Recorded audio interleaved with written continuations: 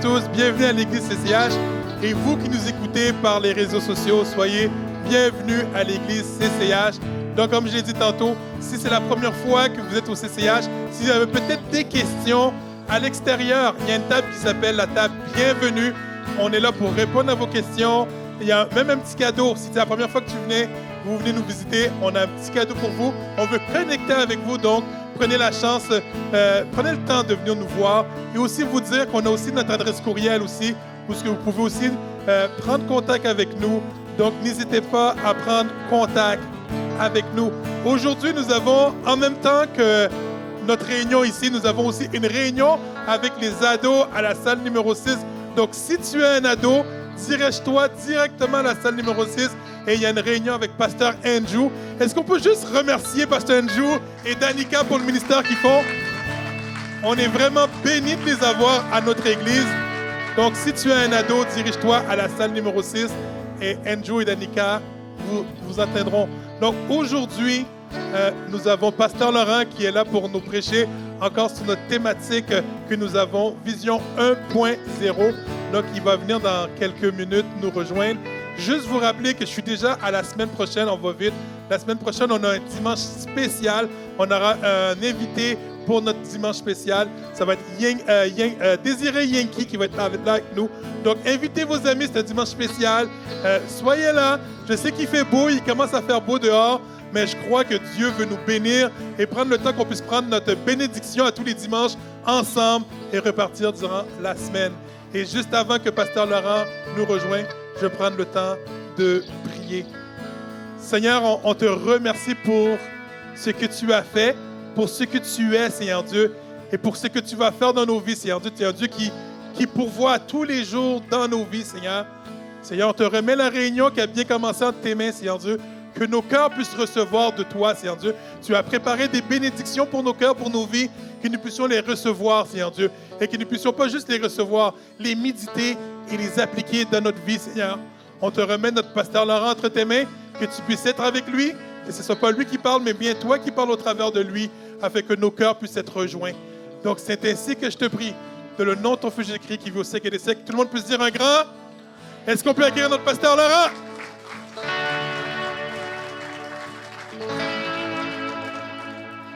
Bonjour tout le monde, ça va bien?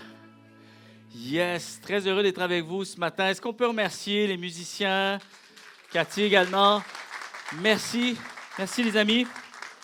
Ils vont revenir plus tard pour nous conduire dans d'autres chants en réponse au message de ce matin. Et c'est vraiment particulier pour moi ce matin parce que je suis conscient que j'amène un message qui n'est pas toujours, tu sais, des messages comme ça où ça prend une certaine sensibilité. Il y a même peut-être une certaine fébrilité à amener certains sujets qui peuvent justement être reçus avec plus de réflexion.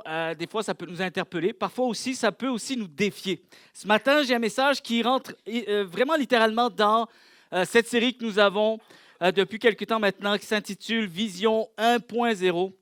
Et j'en profite pour partager des sujets qui, je crois, sont importants pour les valeurs que nous voulons prôner, les valeurs avec lesquelles nous voulons bâtir l'Église, nous voulons servir l'Église. Et surtout, l'Église, ce n'est pas juste un endroit, ce n'est pas un lieu, ce n'est pas juste un moment dans une semaine. L'Église, c'est chacune de nos vies. L'Église, c'est vous et moi, tous ceux et celles qui désirent vivre pour Jésus-Christ, tous ceux et celles qui ont été témoins de sa grâce, de sa grandeur, comment Dieu est un Dieu d'amour, comment Dieu est celui qui nous a rachetés, qui nous a justifiés. Et il y a une suite, et la suite logique à la grâce de Dieu, au salut que Dieu nous accorde, c'est l'Église. Et donc, c'est nos vies qui répondent à l'Évangile. C'est nos vies qui répondent à la grâce de Dieu. Et cette phrase qu'on utilise comme phrase un petit peu thème, et qui est aussi une phrase que nous allons utiliser comme étant une valeur pour cette Église, surtout à partir de la rentrée. Nous allons mettre des projets un petit peu plus concrets ensemble pour nos vies. Encore une fois, ce n'est pas des projets d'Église comme étant le concept d'une Église lorsqu'on est ensemble, un moment ou un dimanche matin, mais beaucoup plus pour savoir comment répondre à l'Évangile et comment mettre en pratique les commandements que Jésus-Christ nous octroie. Quelqu'un devrait dire Amen. Et cette phrase est celle-ci: découvre le cœur de Dieu et resplendit d'une foi vivante. Et je crois que tout se résume à travers cette phrase. Je crois que le but d'un être humain, Dieu l'a créé afin qu'il connaisse Dieu. Le but, L'objectif de la vie est de connaître Dieu. La vie éternelle consiste à connaître Jésus-Christ. Alors notre existence sans connaître Dieu n'a aucun sens. C'est le sens même de notre existence parce que nous vivons, parce que Dieu l'a bien voulu, parce que Dieu nous a créés. Nous sommes sa création et nous devons réaliser que nous sommes appelés à vivre à la lumière de celui qui nous a créés. Et en même temps, chers amis, nous ne pouvons pas découvrir le cœur de Dieu, nous ne pouvons pas saisir et recevoir tout ce que Dieu a pour nous sans qu'il y ait une suite, sans que notre vie ne vienne pas à resplendir pour tout ce que Dieu est et représente pour chacune de nos vies. Alors nous sommes appelés non seulement à découvrir le cœur de Dieu, et la logique toute simple de cette vérité, c'est que nous allons marcher avec une foi qui resplendit, avec un témoignage qui va porter l'honneur de son nom, l'honneur de sa gloire et l'honneur de tout ce que Dieu représente pour cet univers, pour cette humanité. Et Dieu utilise des personnes qui sont déjà parvenues à la connaissance de Jésus-Christ pour faire parvenir d'autres à la connaissance de son nom. Et le titre de mon message s'intitule ce matin « Comment aimer Dieu de tout notre cœur ». Voilà le sens de la vie. Si réellement tout se résume dans cette phrase, aimer Dieu. La Bible dit qu'en fait, il y a deux vérités qui résument l'ensemble des vérités qui ont été octroyées, qui ont été données depuis le début des temps. Et lorsqu'on parle même de la loi des prophètes, les enseignements des prophètes, Jésus va dire que tout se résume à cette loi. Aime Dieu et aime ton prochain comme toi-même. Tout se résume ainsi. Et ça, tout simplement, c'est comme cette phrase qui revient encore. Découvre Dieu et resplendis d'une foi vivante pour tous ceux et celles qui ont besoin de voir le témoignage d'un Dieu vivant et vrai à travers nos vies. Mais ce matin, je crois que c'est important de pouvoir savoir comment nous sommes parvenus à aimer Dieu. La question, c'est pas de savoir, est-ce que j'aime Dieu? Oui, j'ai quelque chose mon cœur est inspiré à aimer Dieu. Mon cœur est remué de l'intérieur des choses de Dieu. Mais est-ce que tu sais comment tu es parvenu à aimer Dieu? Comment ça s'est produit? Quel a été le passage entre ne pas se soucier des choses de Dieu et tout d'un coup, j'aime les choses de Dieu? Et c'est lorsqu'on réalise, c'est lorsqu'on comprend, c'est lorsqu'on est capable de dire comment cela se produit, c'est là que nous sommes capables même de pouvoir encore mieux persévérer dans notre foi. Et c'est là qu'on parvient à bien resplendir à travers notre foi. Il y a plusieurs années maintenant, j'ai été touché par le message d'un homme qui est venu à Montréal, un pasteur que j'appréciais tout particulièrement. Et lorsque j'ai su qu'il était de passage à Montréal, j'ai mis tout en œuvre pour pouvoir assister à une de ses conférences. Et ce pasteur était le pasteur David Wilkerson.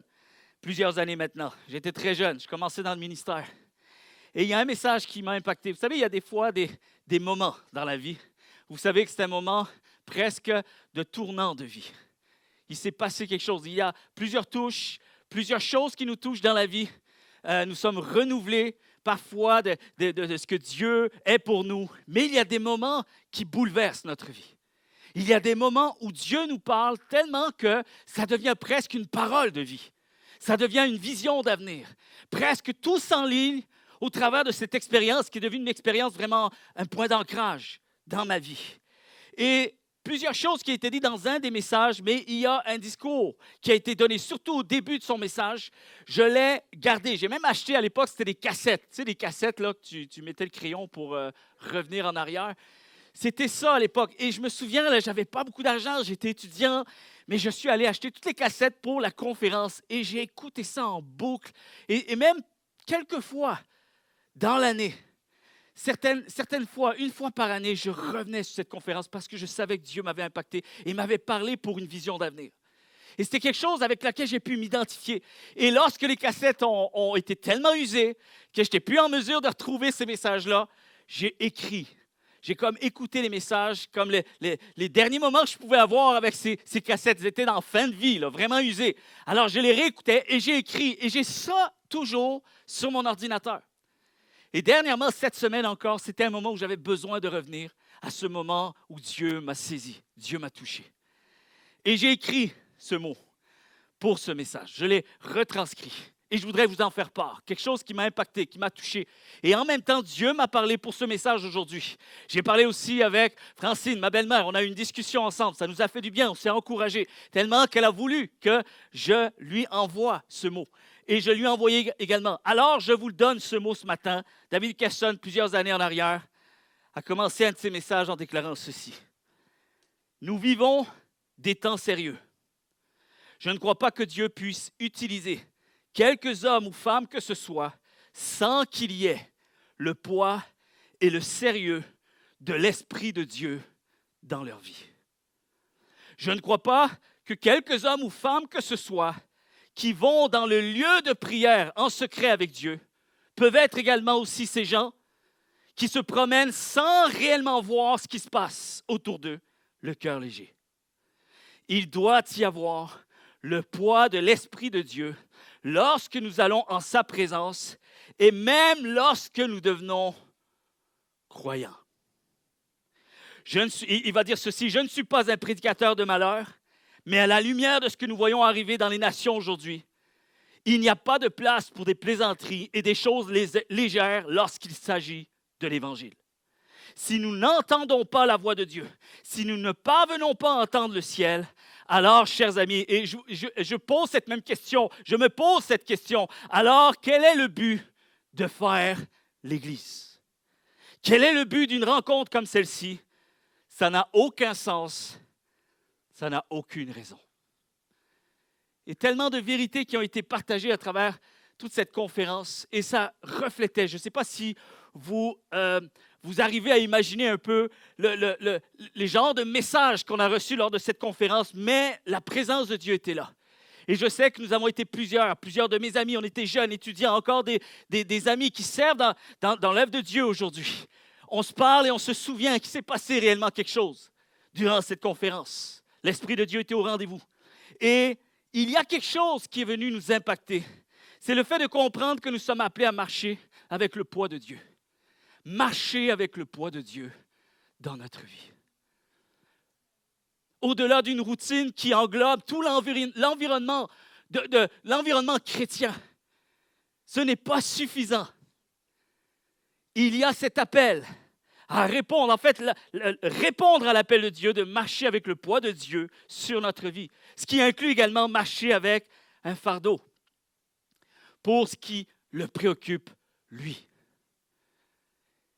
Et Dieu est préoccupé par l'éternité, chers amis. Dieu est préoccupé par les âmes perdues. Est-ce que vous saviez ça?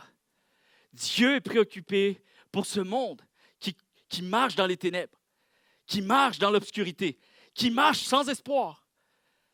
Et Dieu suscite une église, élève des hommes et des femmes qui vont marcher, qui vont comprendre, réaliser et surtout répondre à l'appel de Dieu de marcher avec le poids de Dieu sur leur vie. Marcher avec le poids de Dieu. Il y a un passage dans le psaume 46, verset 11 qui dit « Arrêtez et sachez que je suis Dieu. » Et ça continue en disant « Je domine sur les nations, je domine sur toute la terre. Je domine. » Une des choses que j'aimerais vous partager ce matin, c'est que la marche de la vie chrétienne n'est pas un ensemble de concepts que nous apprenons à mettre en place. On est beaucoup plus loin que ça. En fait, il faut apprendre à concevoir la vie chrétienne. On marche. La marche de la vie chrétienne, chers amis, c'est qu'on le fait en réalisant qui en est à la source de ce que nous faisons. Qui est à la source de ce que nous vivons? Qui est à la source de ce que nous aspirons au plus profond de nous-mêmes? C'est pour ça qu'on dit que la foi, chers amis, c'est un état intérieur. Ça n'a rien à voir avec les circonstances, malgré que Dieu se sert des circonstances pour élargir notre état intérieur. Mais la réalité, c'est que le but final, c'est que ça se passe ici, en dedans, en chacun de nous. La marche de la vie chrétienne ne sont pas des paramètres que nous mettons en pratique par automatisme. C'est loin d'être juste des idées, un style de vie, un langage ou un décor environnant, une façon de penser ou même un club social. La marche chrétienne, chers amis, la vie chrétienne consiste à marcher avec Dieu. Marche avec Dieu. Je désire marcher avec Dieu. Et pas juste essayer d'apprendre quelques concepts. Je veux plus, je veux marcher avec Dieu. Je veux expérimenter le cœur de Dieu. Je veux connaître Dieu. Je veux le connaître intimement. Je veux devenir son ami parce que je réalise tout ce qu'il a fait pour moi. Je veux vivre pour lui, avec lui, à travers lui, le connaître personnellement, grandir. Grandir avec lui. Est-ce que c'est votre désir? Je veux grandir, je veux que Dieu grandisse en moi. La Bible dit, heureux ceux et celles qui vont connaître les secrets de Dieu. Il y a une vie, chers amis, la marche de la vie chrétienne. C'est un appel à devenir des amis intimes de Dieu. Des amis intimes de Dieu, l'intimité avec Dieu. Pourquoi? Retenez bien ceci. Au cœur de la foi chrétienne, il n'y a pas de concept. Il n'y en a aucun. Paul essaye de l'expliquer. Vous pouvez faire ce que vous voulez, mais en même temps, vous ne pouvez pas faire ce que vous voulez. Il fait et il défait. Il dit qu'il y a des choses qu'on devrait voir dans la vie d'une personne qui croit en Dieu, mais en même temps, ne vivez pas uniquement pour ces choses-là. Ce que Paul essaye de nous enseigner dans les Saintes Écritures, voici ce que c'est. Écoutez bien. La foi chrétienne, au cœur de la foi chrétienne, il n'y a qu'une seule chose. Il y a une personne.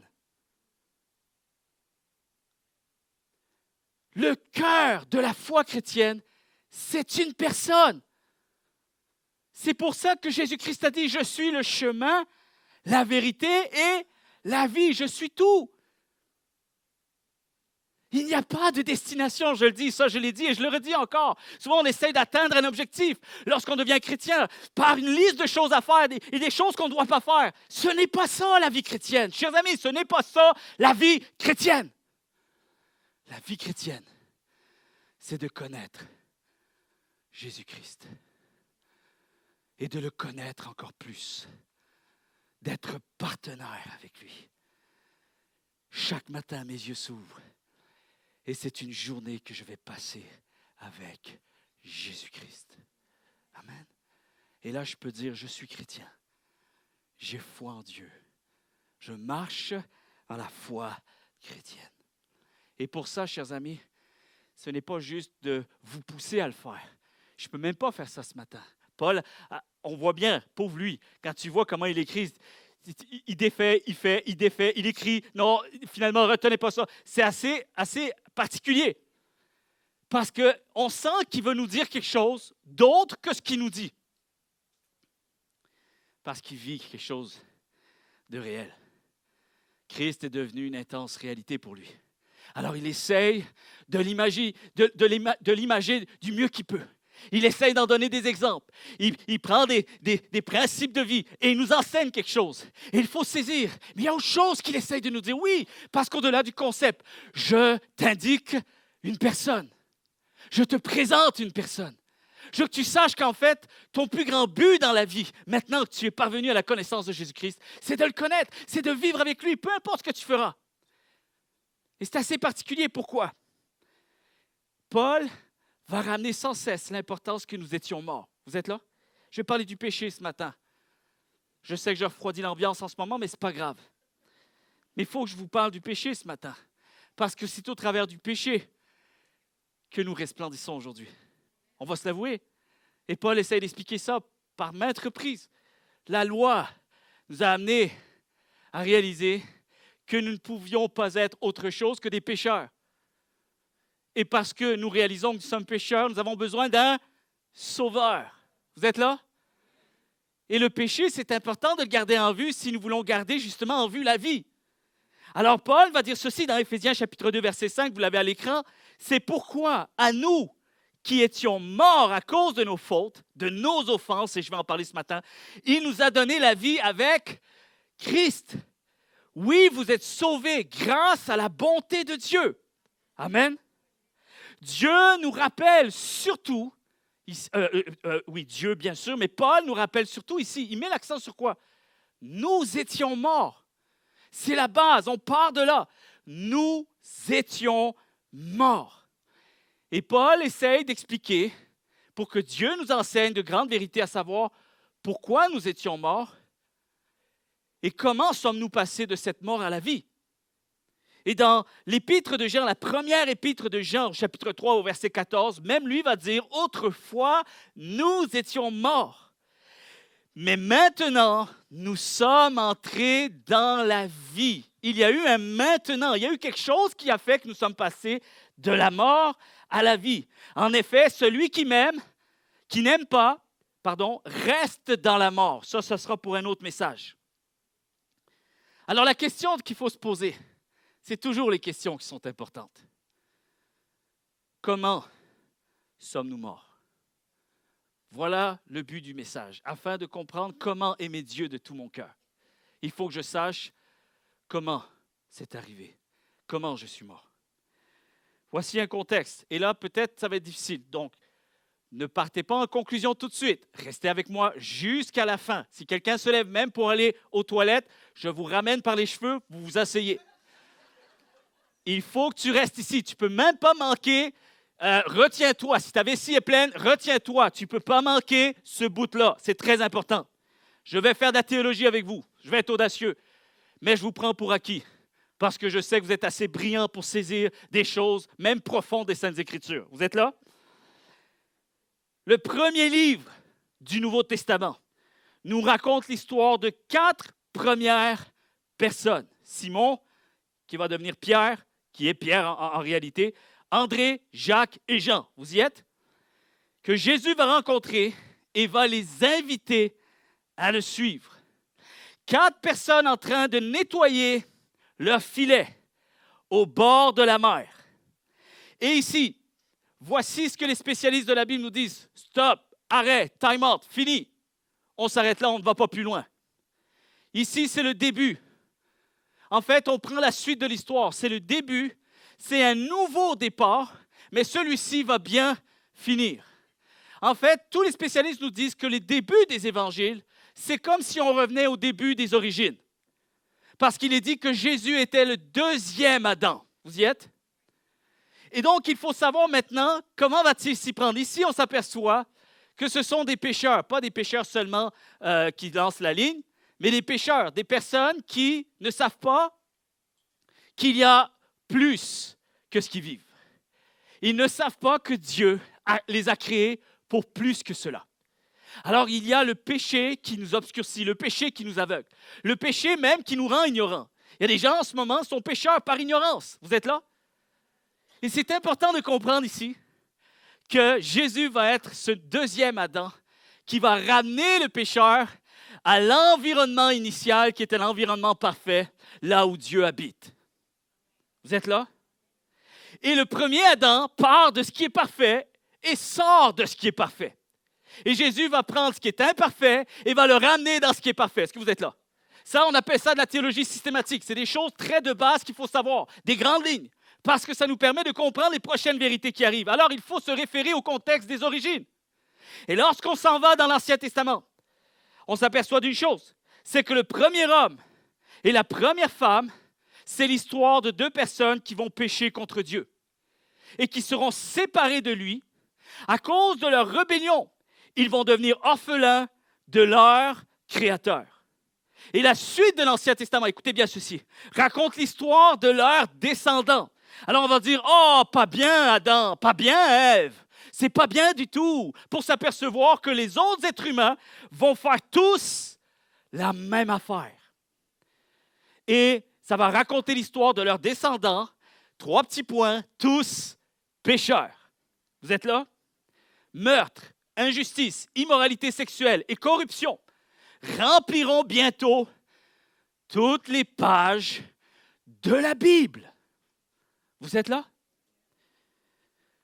T'es sûr que le pasteur nous donne un message encourageant ce matin? Pas sûr. Et à peine 6 chapitres plus loin, juste 6 chapitres plus loin, il devient manifeste que chacun est constamment enclin à faire le mal. Et ça, dès l'enfance. Vous êtes là? Pourtant, tout était parfait. Maintenant, quelqu'un prend un fruit, tout part de là. J'entends souvent cette question. C'est injuste, c'est démesuré, c'est exagéré. Comment je pourrais aimer Dieu? Après la sentence sévère qu'il a donnée, juste parce que quelqu'un a pris un fruit dans un arbre. Il a croqué dedans. Ça n'a aucun sens. Je ne veux pas suivre ce Dieu-là. Et voilà pourquoi, parfois, on a de la difficulté à même pouvoir défendre la foi, défendre l'Évangile, défendre l'honneur de Dieu. Le problème, c'est qu'on ne réfléchit pas. Ce n'est pas juste le geste qui a été posé. C'est bien plus que cela. Écoutez bien. Vous êtes là? Là, j'ai besoin. Là, plus question. Vous ne sortez plus. C'est fini. On ferme les portes. C'est très important que vous saisissiez ceci. Le jugement divin face à cette corruption humaine. C'est vrai que parfois, lorsqu'on la regarde au premier abord, on pourrait trouver que c'est dur, c'est sévère, c'est terrifiant et c'est même dévastateur. Ça va, vous êtes honnête avec moi? Est-ce que vous acceptez d'être honnête avec moi ce matin? Yes. Une lecture juste attentive de l'Ancien Testament nous révèle que quand même les punitions, il y a beaucoup de punitions sévères qui sont rattachées à des péchés que peut-être on considère que ça ne méritait pas ça. Et des gens qu'on considère être pécheurs, mais tu te dis, c'était pas si pire finalement. Mais ça, c'est à la lumière de notre mesure de gravité. Vous êtes là? Et voici maintenant, je vous donne juste quelques exemples. Je sais que ça peut choquer, mais on ne peut pas cacher ces passages-là. Mais c'est de savoir comment je prêche ces passages-là pour les rendre encore plus manifestes par rapport à ce que nous sommes appelés à saisir avec la grâce de Dieu. C'est la grâce de Dieu que je vois dans cette histoire. Je vais vous expliquer pourquoi. Lorsqu'on voit que le feu descend du ciel sur une ville qui s'appelle Sodome et Gomorrhe, et que cette ville avait manifestement pris la décision de ne plus se soucier des choses de Dieu. Vous êtes là? Donc, ils sont loin des choses de Dieu. Mais là-dedans, il y a Lot, qui est le neveu d'Abraham, et lui et sa famille sont ici. Et Dieu va tout faire, va faire une excursion surnaturelle pour pouvoir sortir cette famille qui est juste de là. Mais une des choses que Dieu avait dit, l'Éternel va ordonner à Lot et à sa famille de fuir sans regarder en arrière. Et ça, vous pouvez voir dans Genèse 19, si vous voulez. Peut-être s'il y en a ici, vous n'êtes pas trop familier avec la Bible. Vous pouvez voir, c'est tellement intéressant, c'est saisissant de voir les récits des Saintes Écritures. Genèse chapitre 19. Mais la femme de Lot, alors qu'ils sont en train de s'enfuir, il y a vraiment une excursion, un exode qui est permis qu'ils puissent fuir cette ville. La femme de Lot désobéit, se retourne et perd instantanément la vie. Et là, tu regardes ça, tu dis, c'est terrifiant et dévastateur. Sur le mont Sinaï, après avoir manifesté sa gloire, à travers Moïse également, il donne sa loi, écoutez bien, et il ordonne à son peuple, entre autres, bien sûr, il y avait plusieurs lois, mais une des lois, c'était le jour du sabbat. Et lorsque Dieu a ordonné le jour du sabbat, c'est que tu ne faisais rien, si ce n'est que juste avoir du repos pour méditer sur les choses de Dieu. Ça va? Et peu de temps après, un homme est surpris en train de ramasser du bois un jour de sabbat. Il est alors amené devant Moïse et Aaron, qui sont comme des juges, c'est eux qui sont attitrés pour juger. Et l'Éternel déclare qu'en conséquence de leur désobéissance et de son péché, il doit être lapidé à mort. Dans Nombre chapitre 15, prenez ça en référence, vous verrez, j'invente rien. Ensuite, il y a un homme du nom d'Akan. Plus tard, bien plus tard, dans le règne de David. Et Akan, non, excusez-moi, c'est pas celui-là. Akan et sa famille, excusez-moi. Là, c'est dans Josué, chapitre 7. C'est une famille qui va subir le sort. En fait, c'est Akan qui va pécher, mais sa famille va subir le même sort quand il va désobéir. Ils vont désobéir à l'ordre de l'Éternel, qui était de ne pas garder aucun butin aucun trésor de l'ennemi après une bataille. Il y a parfois Dieu voulait qu'ils prennent tout, et il y a d'autres fois, vous ne prenez rien. Alors, c'était une parole, mais pourquoi un coup il dit oui, un coup il dit non? C'est pas ça qui est important. C'est qu'au moment où Dieu dit quelque chose, il le savait en connaissance de cause. Vous êtes là? Alors, lorsqu'on voit cette histoire, on voit même des enfants qui meurent. Et je ne peux pas le cacher. Parce que je sais que si on saisit cette vérité juste à prime abord, on pourrait être choqué de cette histoire. Et ensuite, il y a Nadab et Abihu. Eux autres, ils ont apporté dans le tabernacle un feu non autorisé par l'Éternel. Il y avait toutes sortes d'encens, de sacrifices qui étaient faits. Et eux l'ont fait pas nécessairement dans l'ordre des choses que Dieu avait dit. Quand on faisait des sacrifices, il y avait une spécificité. Il fallait vraiment qu'il y ait quelque chose de bien précis comme Dieu l'avait demandé. Eux autres, ils ont décidé de faire un peu à leur manière et finalement, ils ont brûlé. Et ensuite, il y a Uza, un homme qui va tendre la main alors que l'Arche de l'Alliance, qui représentait la présence de Dieu, qui avait été, personne ne s'était préoccupé de la présence de Dieu jusqu'à maintenant. David arrive au pouvoir et lui a un cœur pour la présence de Dieu. Il dit, je ne peux pas commencer mon règne sans qu'on aille rechercher la présence de Dieu. Je veux savoir que la présence de Dieu est au milieu de nous. Et là, il y a toute une excursion qui se fait. Malheureusement, ça ne se fait pas dans les bonnes choses. Même David a fauté. S'il avait étudié, il aurait su que finalement, ce n'est pas comme ça qu'on ramène l'Arche de l'Alliance parce qu'elle était ramenée en étant tirée par des bœufs. Ça, c'était la méthode des Philistins. Tandis que Dieu demandait à ce que l'Arche de l'Alliance soit portée sur les épaules de ceux qui sont appelés pour ça. Et là, finalement, ça tire dans tous les sens et l'Arche de l'Alliance devient bancale. Et un homme, par justement souci qu'il n'y ait pas de dégâts, il va mettre la main sur l'Arche de l'Alliance pour l'empêcher de tomber. Mais l'ordre était que personne ne doit toucher cette arche. Cet homme est mort sur le champ. Il meurt sur place, dans 2 Samuel chapitre 6. Écoutez bien ceci. En lisant ces histoires, et il y en a tellement d'autres, on peut être tous troublés. J'ai donné un cours il n'y a pas si longtemps, il y avait une 50aine de personnes. Vous savez comment j'ai parlé, comment des fois, quand j'étais plus jeune, j'ai ouvert ma Bible, puis je ne comprenais pas, je ne sais pas, ça me faisait même peur. J'avais un petit peu peur de Dieu, parce que je découvrais que finalement Dieu amenait une sévérité parfois sur des choses que je considérais qui n'avaient pas été si graves. Et en lisant les histoires de l'Ancien Testament, on peut être troublé, choqué.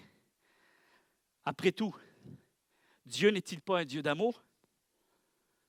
Comment je peux parvenir à aimer de tout mon cœur quelqu'un que peut-être j'estime? Est-ce que j'ai des doutes? Est-ce que Dieu est réellement un Dieu d'amour? Parce que je vois ses punitions pour le péché. Ne sont-elles pas trop sévères? Anéanti pour avoir regardé en arrière? Lapidé pour avoir ramassé du bois? Brûlé pour une seule mauvaise offrande? Tué pour avoir touché un coffre par inadvertance? Et là, on considère ces punitions disproportionnées. Est-ce que vous êtes d'accord avec moi?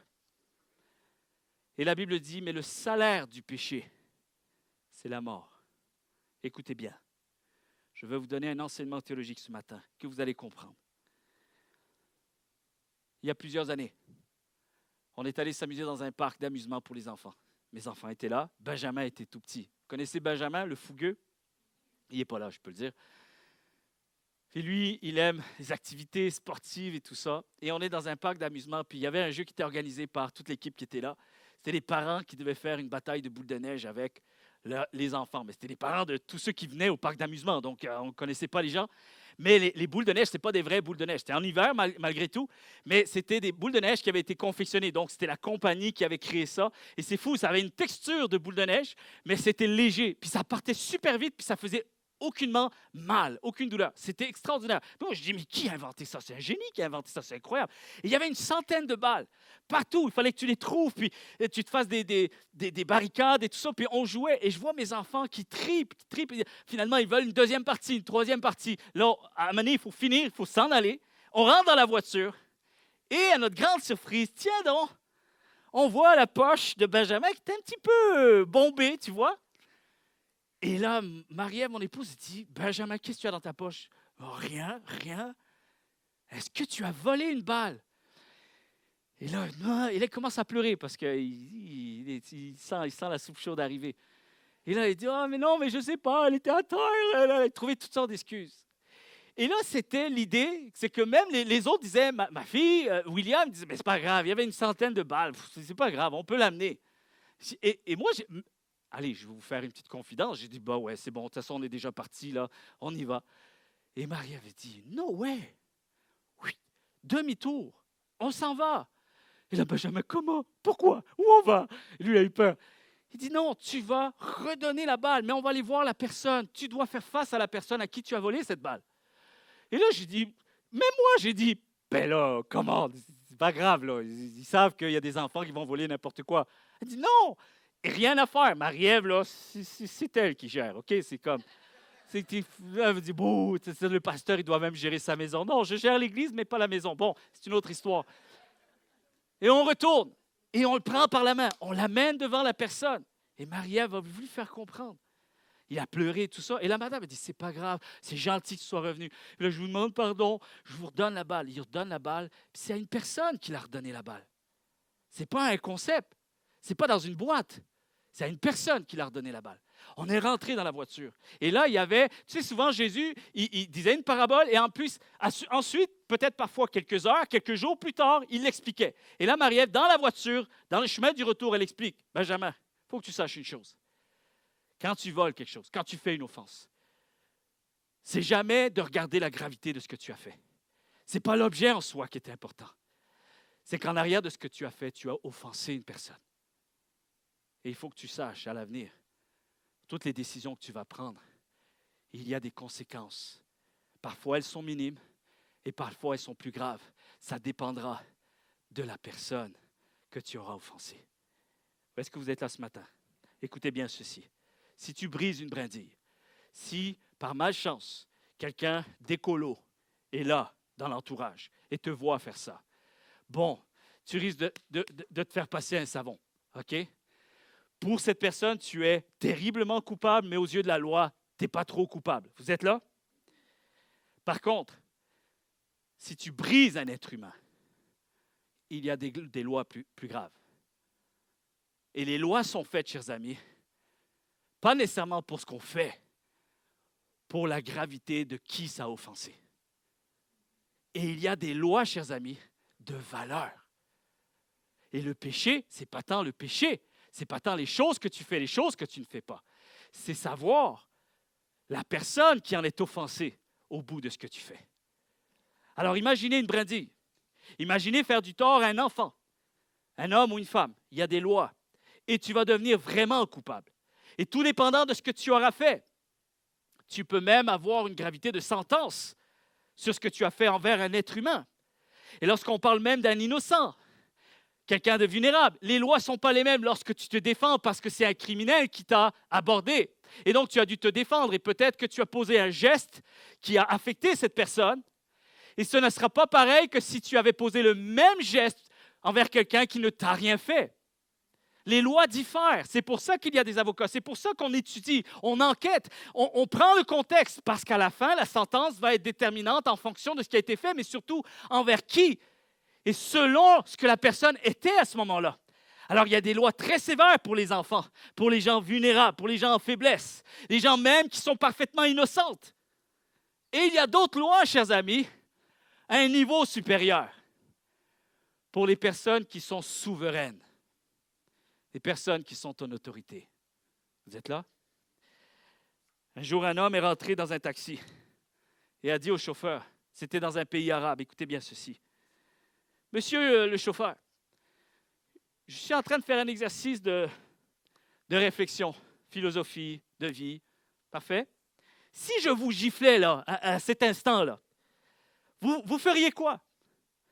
Et l'homme me dit, si vous me gifliez là, c'est sûr, je vous jette de mon taxi. Puis il dit ceci, vous perdriez votre place dans mon taxi. Vous êtes là? C'est bien ceci. Parfait, super. Si, admettons, je gifle cet homme-là qui est là, au hasard, dans la rue, comme ça, il ne m'a rien fait et je le gifle, qu'est-ce qu'il me ferait? Il appellerait certainement tous ses amis et vous donnerait une bonne raclée. Et puis, si c'est des gens qui sont habitués dans ce quartier, vous perdriez certainement la possibilité de pouvoir revenir un jour dans ce quartier. On se souviendra de vous. Super. Si je giflais un de vos policiers dans cette ville, il dit, c'est sûr, monsieur, vous serez battu et puis jeté en prison. Et vu que vous êtes un étranger, écoutez bien, vous perdriez certainement la possibilité de rester dans notre pays. Vous êtes là? Et là, il dit, et si j'allais voir votre roi et que je le giflerais, monsieur, vous perdriez votre vie. Vous seriez exécuté sur le champ. Et l'homme a dit, pourtant, monsieur, je veux juste voir comment vous percevez cette histoire. C'est la même gifle. J'ai posé le même geste à toutes ces personnes.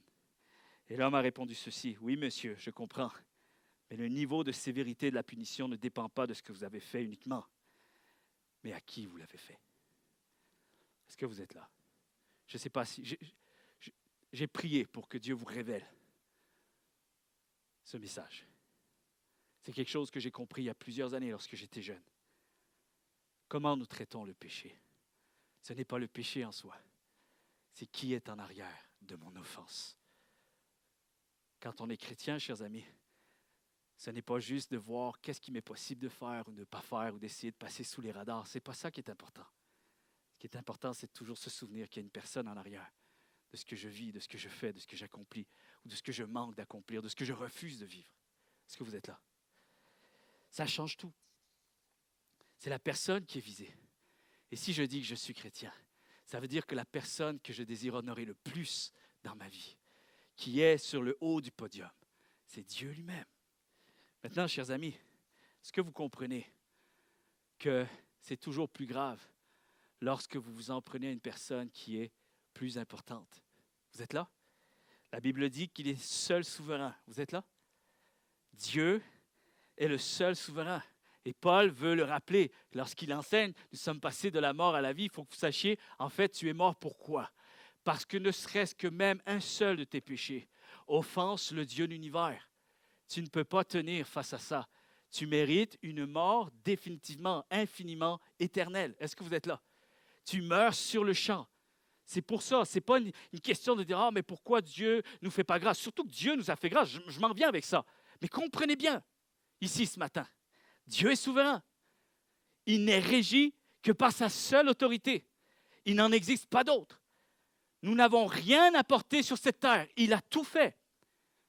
Il va même rappeler à Timothée dans 1 Timothée chapitre 6, verset 15, quand il dit « Le bienheureux, le seul souverain, le roi des rois, le seigneur des seigneurs, qui seul possède l'immortalité, qui habite une lumière inaccessible que nul homme n'a vue, ni ne peut voir. À lui, honneur et puissance éternelle.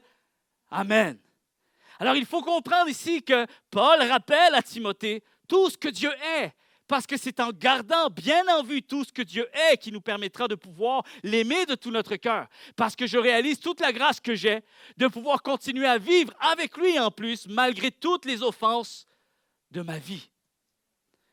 Il est l'ultime source de bonheur, le seul maître de tout, le roi des rois, le seul qui ne meurt pas. Aucun homme ne peut tenir là où Dieu est. Nul ne peut voir Dieu et vivre. Il n'est pas contraint par des forces extérieures à lui-même. Rien ni personne ne le retient. Son intelligence est parfaite. Sa volonté est parfaite. Ses décrets sont parfaits. Et ça dit ici dans Philippiens chapitre 2, verset 6, « Lui, il est l'égal de Dieu », en parlant de Jésus-Christ, parce qu'il est Dieu depuis toujours. Il est souverain depuis toujours. Pourtant, écoutez bien ceci, cette égalité, il n'a pas cherché à la garder à tout prix pour lui. Mais tout ce qu'il avait, il l'a laissé. Il s'est fait serviteur. Il est devenu comme les hommes. Et tous voyaient que c'était bien un homme. Il s'est fait plus petit encore. Il a obéi jusqu'à la mort. Il est mort sur une croix. La pire mort qu'un homme pouvait vivre, pouvait endurer autrefois. Il l'a fait par amour pour nous. Maintenant, est-ce qu'on peut réaliser que celui qui avait tous les honneurs a accepté d'être humilié par amour pour nous? Est-ce qu'on peut réaliser ce matin que le plus grand a choisi de devenir le plus petit? Et ça, ce n'est pas la première fois que je vous dis ça, parce que c'est le cœur de l'Évangile.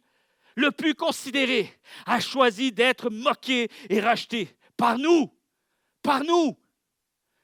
Nous méritions la mort. Vous êtes là? Nous méritions la mort. Le plus élevé a choisi de se rabaisser. Le plus fort a choisi d'être le plus faible, sans défense. Il s'est rendu vulnérable. Lui qui est parfait a choisi d'être bafoué au rang des pécheurs et des criminels. Lui qui gouverne a choisi d'être accusé. Par qui? Par nous. Par des hommes tels que nous.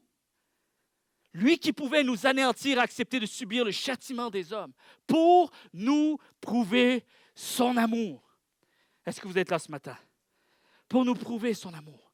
Chers amis, pendant que je demande aux musiciens de bien vouloir revenir, le péché, ce n'est pas une simple liste de choses à faire, bonnes ou mauvaises. Et aimer Dieu de tout notre cœur, ce n'est pas de prendre une liste de choses que l'on pense que Dieu m'a dit de faire ça, je suis mieux de le faire. C'est pas ça. On est loin de ça. Le péché. J'aimerais le transposer autrement. Prenez cette phrase si vous voulez. Il y en a qui écrivent ici ce matin. Le péché ou la vie avec Dieu. Peu importe où tu es. Aimer Dieu de tout son cœur. C'est tout ce que nous faisons et tout ce que nous ne faisons pas. En fait, ça dit le péché, c'est manquer la cible. Qu'est-ce qu'on manque le plus souvent? On manque de réaliser qu'en arrière de tout ce que nous faisons ou ne faisons pas, on oublie qu'il y a une personne. C'est là qu'on pêche. C'est là qu'il y a une offense. C'est là que Dieu est triste. C'est là que Dieu veut réveiller nos âmes, réveiller nos cœurs. Manquer la cible, chers amis, c'est manquer d'être aligné avec Dieu.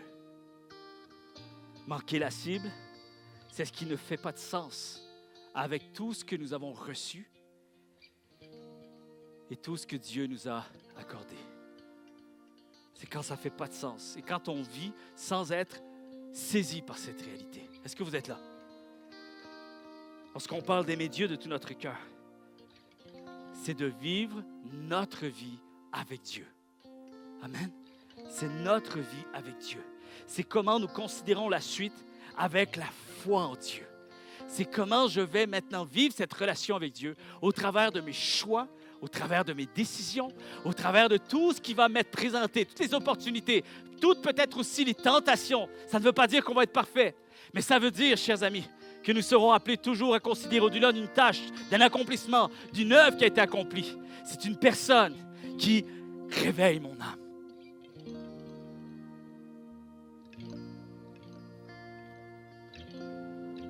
Aimer Dieu de tout notre cœur, chers amis, c'est mettre Dieu en premier. Pourquoi? Parce qu'il le mérite. Amen. C'est ce qui se voit le plus. Sans que ce soit nous qui le disions. Que les autres te louent et non ta bouche. Qu'est-ce que les autres disent à propos de toi? Est-ce que l'on voit ta foi? Qu'est-ce qui se voit le plus? Qu'est-ce que nous poursuivons? Même au travers de notre désobéissance, notre indifférence, notre légèreté, le superflu. J'aimerais vous dire que dans la Bible, à plusieurs reprises, il y a cet aspect. Qu'il y a des riches qui donnent pour Dieu peu et il y a ces pauvres qui pour Dieu donnent beaucoup. Et c'est là qu'on parle de superflu. C'est là qu'on doit réaliser, finalement, dans ce que je vis, est-ce que je considère l'honneur de Dieu? Est-ce que ça mérite l'honneur de Dieu? Est-ce que ça mérite l'honneur du Dieu souverain qui aurait pu m'anéantir parce que je le méritais, parce que mes offenses étaient réelles, parce que je n'ai pas cherché à le connaître? C'est lui qui m'a cherché en premier. La Bible dit que nous étions tous pécheurs, tous en conflit avec lui. Et c'est lui qui nous a aimés en premier. Est-ce que vous êtes là? Ne serait-ce que je ne me suis jamais intéressé aux choses de Dieu. Je suis coupable. Parfois, des petites choses sont faites, mais suscitent la gloire de Dieu. Ce n'est pas la grandeur de ce que nous faisons. Ce n'est pas même ce que nous faisons qui est important. C'est la motivation. C'est tout ce qu'il y a à la source. C'est qui je vois à travers ce que je fais. La Bible dit, tout ce que vous faites, faites-le comme pour le Seigneur. Et ça change tout.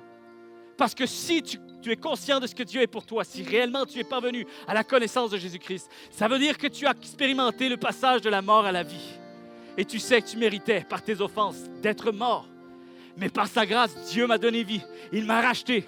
Et je ne peux pas vivre avec une indifférence face à ce Dieu maintenant que je sais qu'il est vivant et qui désire marcher encore plus avec moi. Quelqu'un devrait dire Amen.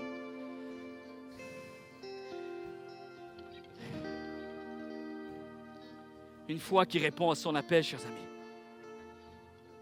Ou peut-être une foi qui ne fait rien avec ce que Dieu nous appelle. Et parfois, ce n'est pas nécessairement qu'on ne peut pas t'accuser. On ne peut pas accuser personne. On regarde quelqu'un vivre, puis on ne juge pas, on ne peut pas juger. Elle n'a pas commis un crime. Elle n'a pas fait quelque chose de spécifique qui pourrait dire, ben là, c'est grave ce que tu as fait. Mais combien savent ici que parfois, personne ne peut dire quoi que ce soit. Et nous, on le sait. Nous, on sait où est-ce qu'on est rendu avec Dieu.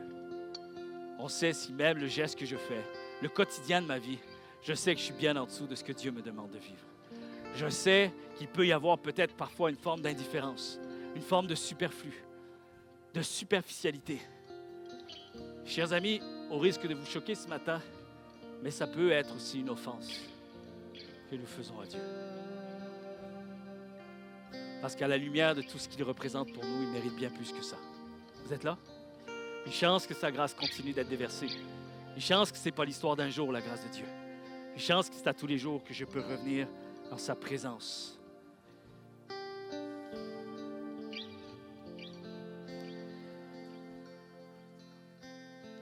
J'aimerais terminer avec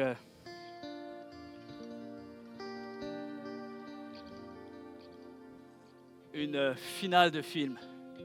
Le film peut-être de Mel Gibson que vous avez déjà vu, peut-être. Il faut sauver le soldat Ryan. C'est une histoire qui a été basée sur une histoire vraie, parce qu'il y a une loi qui existe. Une histoire inspirée d'une histoire vraie. Pendant la Seconde Guerre mondiale, il y a la vraie histoire, c'est qu'il y a un sergent qui avait 2 frères qui étaient morts au combat. Et le 3e portait disparu. Et ils ont affecté une unité non combattante afin d'éviter que tous les garçons de la famille soient tués au combat, afin de préserver le nom de la famille, parce que c'était le dernier garçon. Et après la guerre, l'armée américaine va adopter la règle, on appelle la règle du seul survivant, qui veut que l'on rapatrie un soldat dont tous les autres frères sont morts au combat. Et une histoire a été bien sûr romancée, et à la fin, il y a 7 personnes qui sont mortes pour que ce jeune homme vive. Et on voit la dernière scène, il a vieilli, c'est un vieux bonhomme, et tout d'un coup, il se souvient, il réalise les dernières paroles d'un homme qui est allé le sauver juste avant de mourir, qui était joué par Tom Hanks. Et juste avant de mourir, il lui a dit cette phrase. Écoutez bien ceci. Vis ta vie à travers nous, s'il te plaît. Écoutez bien. Vis-la 7 fois plus. 7 personnes tuées, vis-la 7 fois plus. Souviens-toi que 7 personnes ont perdu leur vie afin que tu vives la tienne. Surtout, ne la gâche pas, mais il y a une phrase qui est ressortie. Mérite ta vie. Mérite ta vie. Je vais prendre quelques temps encore. Mérite ta vie. L'invitation du Dieu éternel qui règne à jamais sur tout l'univers devrait, chers amis, bouleverser notre vie. Devrait bouleverser notre vie. Avons-nous conscience de la grandeur de celui qui nous a invités à le suivre? Il mérite bien davantage qu'une simple fréquentation d'église ou d'une relation occasionnelle, parce qu'il est digne d'un abandon total et d'une adoration suprême. D'autant plus que Jésus ne nous a pas invités à nous rendre jusqu'à lui, car c'est lui qui a fait le voyage jusqu'à nous. Amen. J'aimerais que l'on puisse se lever tous ensemble. Un message qui est fort sur mon cœur ce matin, mais en même temps un message qui ne peut pas juste être entendu. Et je voudrais encourager tout le monde à pouvoir se placer devant Dieu ce matin. Se placer devant Dieu. En considérant notre vie. Pas juste le décor, pas juste la formule, le concept.